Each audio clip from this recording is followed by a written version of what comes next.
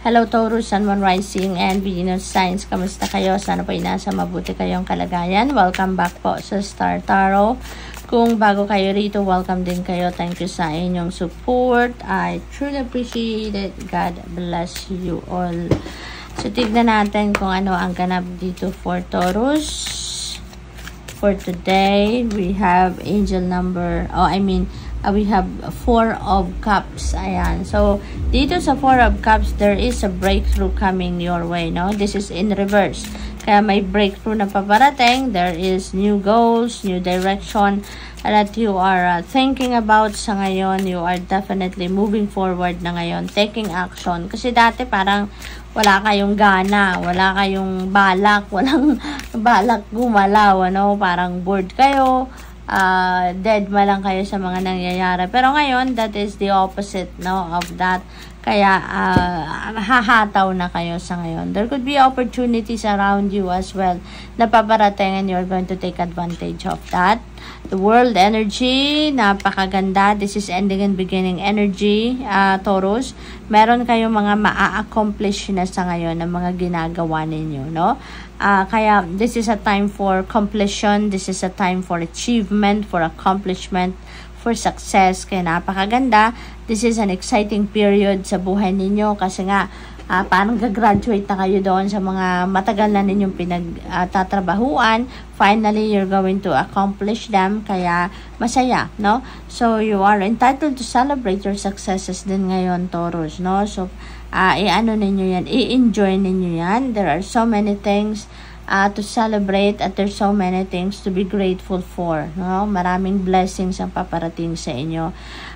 This is a new beginning energy din, ano? So, kung may mga tagumpay ninyo na yan, that is going to open up new doors para sa iyo. There are new beginnings coming your way. So, this is really beautiful. At may travel din dito na energy. So, maybe ang iba sa inyo is going to travel abroad, no? Kasi this is the world energy. So, maybe traveling abroad, baka migration yan, baka pag-aaral yan, baka work opportunity yan, ano? Overseas, maaaring ganun. So, good luck po. We have 9 of cups. Wow, napakaganda. This is really a time for happiness sa inyo because you're getting what you want, no? Kung anong gusto ninyo, yun ang mangyayari. Kasi maaring ibigay na sa inyo din ngayon ng universe ang kung ano man ang inyong mga wishes, no? These are wishes coming true sa ngayon, Taurus. So, ang tawag dito, makukuha nyo na, marireceive nyo na kung ano man yung gusto ninyo sa buhay, yung mga minimithi ninyo sa buhay. You'll be able to receive that na sa ngayon. There's so many blessings coming your way, Taurus, at saka abundance, prosperity, happiness, love, no? Falling in love din ito, no? For some of you, Taurus, kung single kayo, baka ngayon nyo na makilala si twin flame ninyo or si eternal love ninyo o kaya si soulmate, no? What else? We have King of Wands in reverse. Ayan. So, maybe ang iba sa inyo will be feeling frustrated, no, at some point. Pero, ano lang yan, natural lang yan, ano? Wala talagang journey na perfect. Kaya magpasensya lang, no? Wag ninyong paandarin ang init ng ulo. Wag ninyong hayaan na yung frustration na yan yung mamayane sa isip at sa puso ninyo. So, kalma lang. If you're feeling frustrated, no?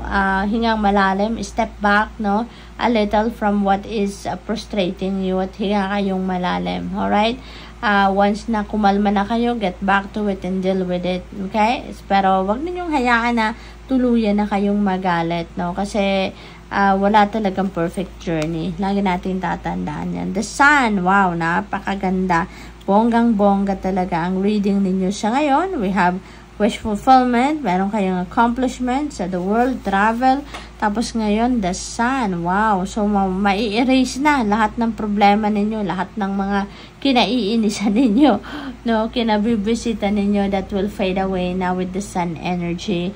The Sun is going to cut through the darkness in your life, no, Taurus, kaya maswerte kayo. You will be happy, you will be triumphant, mababalot kayo ng swerte sa ngayon, tagumpay, yung ganon. Kaya, maraming galawan dito because there are positive changes coming your way, Taurus. Maraming mga pagbabagong maaring mangyari dito sa buhay ninyo at yan ay positibong pagbabago. We have King of Swords. Ayan, so maybe ang iba sa inyo dito is mental clarity, no? Mental clarity. And feels like you're going to get that kasi ang sana ang liwanag, diba? Kaya magkakaroon kayo dito ng mental clarity. Malilinawan din ang inyong kaisipan. You would be able to see the clear direction, no? Na kung saan kayo dapat tumungo or saan kayo dapat papunta. Okay? Final message ni Taurus is angel number 0550. Intuition. So, might as well follow your intuition. Okay? Follow your intuition. Listen to what your intuition is telling you, Taurus. Alright? So, sabi dito, get some fresh air or call some of your pals over. Take a look around you. There is so much natural beauty waiting to be discovered. And either you will soon become involved in an exciting new project or you will go out on a date. So, put your charisma to use everywhere. Spread your charm around. Ayan. So, kailangan lang na humingang malalim, no? Taurus. Spend time outdoors. Okay? So, meron pang humabol, no? Nasa angel ako deck, pero merong humabol na King of Cups, nakasingit siya dito sa angel deck. So, King of Cups, ayan. So, siguro, Taurus, marami din kayong mga, siguro mga boss ninyo to, or mga person of wisdom, no? Na very supportive of you sa ngayon. Kasi, maaaring dalawang king kasi ang meron dito eh. So, these are influential people sa paligid ninyo na siguro very supportive of you. Lagi nandyan nakaagapay, no? At handang tumulong sa inyong mga sitwasyon.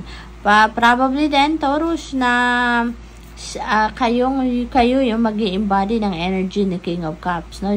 King of Cups is very compassionate, mga matulungin, mabait, magaling magbigay ng advice, very diplomatic, no, trustworthy. Maaring kayo yung mag-i-embody sa energy niya at maaring maraming tao dito yung lalapit sa iyo. Baka kayo ay lapitin talaga ng mga tao, no, sa paligid ninyo, lalo na when they need help, no, in any form, no. So maaring ganon ngayon ang ganap sa buhay ninyo, Taurus. Marami sigurong lalapit sa inyo at hihingi ng tulong. So, good luck. Thank you for watching. Love and light. Namaste.